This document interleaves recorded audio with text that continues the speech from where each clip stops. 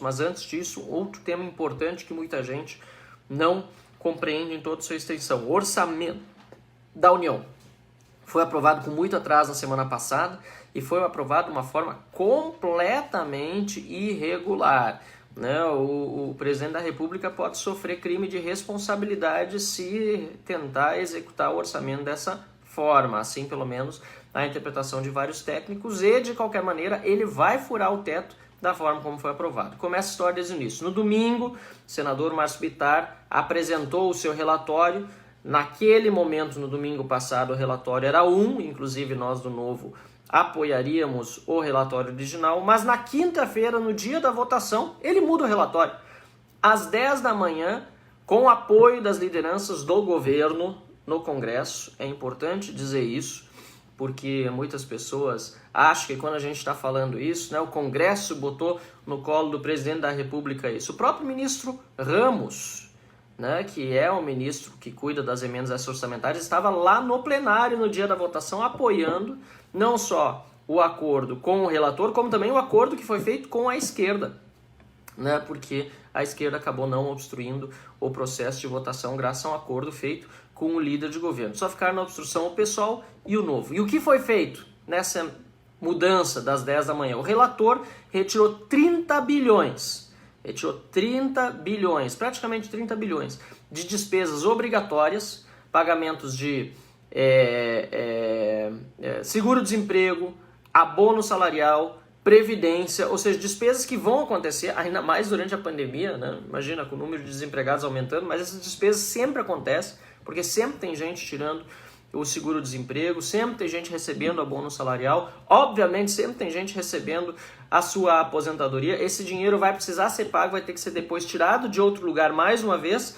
E para onde que foi esse recurso?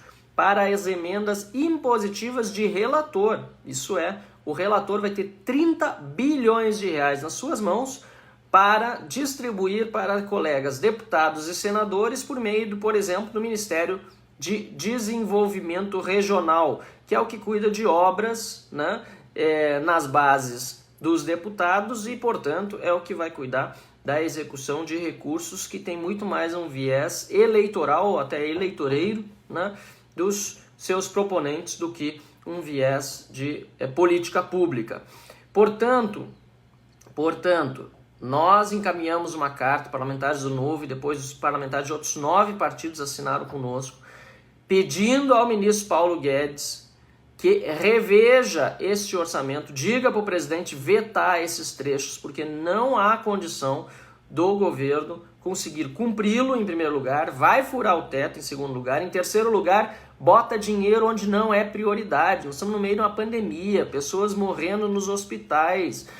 Ou seja, nós precisamos ter, inclusive nos hospitais federais, né? Muita gente diz, mas é recurso para governador, para estado, tem muito recurso constitucional também, e além do mais tem recurso da União que precisa ir para hospitais, por exemplo, da União, para vacina, para um monte de outras prioridades, e o orçamento agora definindo que 30 bilhões vão para emendas de relator.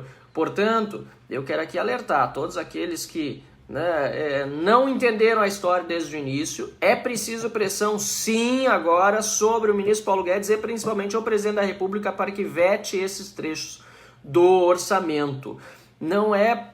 Olha, é lamentável que a gente tenha visto no Congresso os líderes do governo, o ministro Ramos, que é da Secretaria Especial do Ministério, que cuida das emendas parlamentares, dando acordo a esta mudança do relator, dando acordo também a um acerto com a esquerda para que ela não obstruísse e, portanto, fosse logo aprovado na quinta-feira e não tivéssemos mais o período do fim de semana e dessa segunda-feira para debater, e aí sim, ao longo dessa semana, poderíamos votar o projeto redondo, não da forma como ele acabou ficando. Portanto, vamos ficar de olho nessa semana, porque vai ser uma semana tensa no que diz respeito ao orçamento. Ele precisa ser vetado em diversas partes pelo presidente da República, e nós estamos fazendo esse apelo, portanto, ao ministro Paulo Guedes, e já enviamos a ele uma carta pedindo isso.